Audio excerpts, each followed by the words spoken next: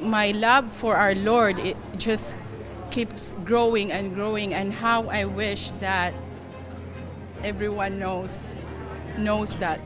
A Eucharistic mission lives on. After 3 years, the National Eucharistic Revival has officially come to a close. Though pilgrims have gone back to their homes, the spirit of pilgrimage continues as they share their love of Christ in the Eucharist with those around them. Welcome to EWTN News In Depth. I'm Catherine Hadro.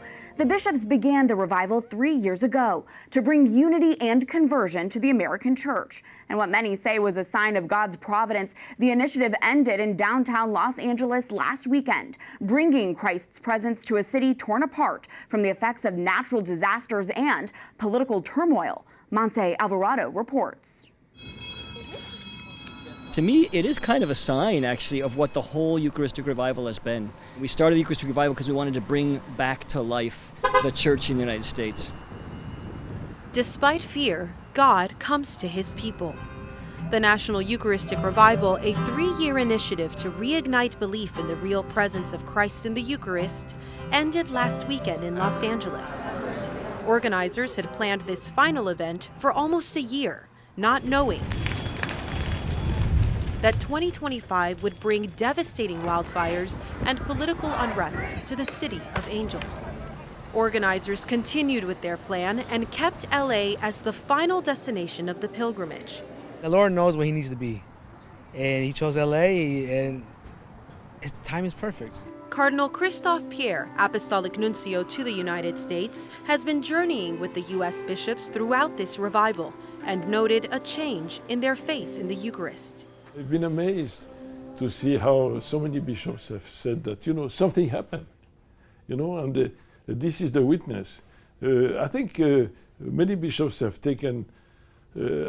become aware of the power of the Eucharist in their life, but in the life of their people.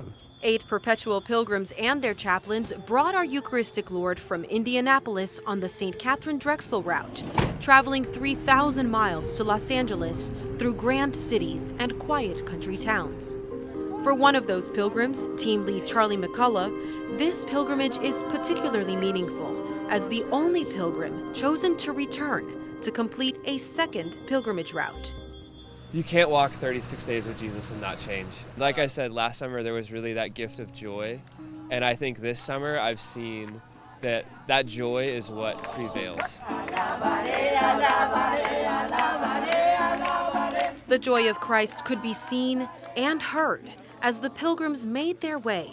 In the Diocese of Orange, they celebrated Mass at the J. Sarah High School football field at sunset, then processed with Christ down the street to the Mission Basilica of San Juan Capistrano. In one of its final stops, hundreds processed with the monstrance from St. John Marin Maronite Church to Christ Cathedral, an iconic structure previously owned by a Protestant televangelist and a place of special significance for the head of the National Eucharistic Congress, a convert himself. When I was a kid, it was Crystal Cathedral, and my mom and I, every Sunday morning, would wake up and watch Pastor Robert Schuller. To see this procession here on these grounds today, to see that I get to be here and experience that, to think about all those moments of conversion in my own life, and it's just a powerful moment for me. It's a full circle moment. As the pilgrimage entered the Archdiocese of Los Angeles, some stops reflected the area's Catholic beginnings. Over the last week, pilgrims have been processing throughout Southern California with our Lord in the Eucharist, stopping at missions like this one, dedicated to St. Gabriel the Archangel and symbolic of a faith that has persevered through great adversity. At Mission San Buenaventura, another packed Mass. The Basilica's pastor, Father Tom Elawat, expressed his community's excitement at the pilgrims' visit.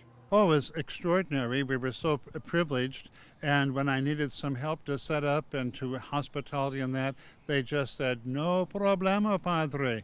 Just a wonderful outpouring of great community support and also pride and care for their beloved Mission Basilica. In Altadena, a somber yet hopeful stop through a neighborhood destroyed by wildfires earlier this year. Archbishop Jose Gomez of the Archdiocese of LA offered a special Mass at Sacred Heart Parish and brought Christ's healing presence through the charred community in a procession.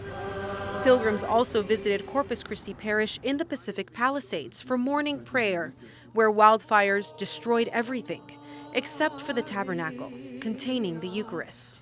These moments of prayer comforted wildfire victims who otherwise felt forgotten. Now with this Eucharistic pilgrimage and ending in LA and passing through Altadena, Jesus is so close to me in a sense of being present through other people. On Sunday, the solemnity of the body and blood of Christ, the revival ended with Mass and a procession at the Cathedral of Our Lady of the Angels. A change in plans worried some, but did not deter thousands of faithful from coming out in droves to adore the Blessed Sacrament. Prayers in Spanish, Tagalog, Vietnamese, and Korean reflected California's reality as the state with the country's largest Asian and Hispanic populations. It's just been amazing, the participation of the but not just the Mexicans, the Filipinos, the Vietnamese, the Koreans, all of them are totally engaged in the life of the church. Following Mass, the LAPD provided protection as Archbishop Gomez blessed the greater Los Angeles area with our Lord in the Eucharist.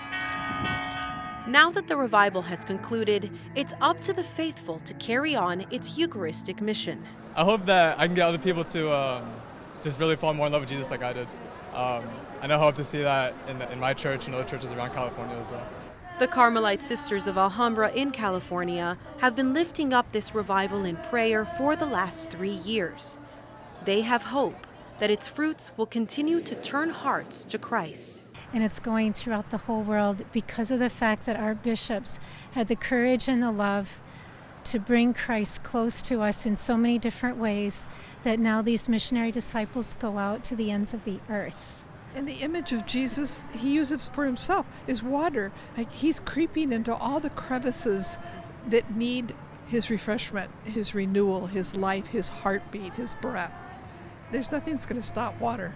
Nothing's going to stop Jesus. Montse Alvarado, EWTN News In Depth.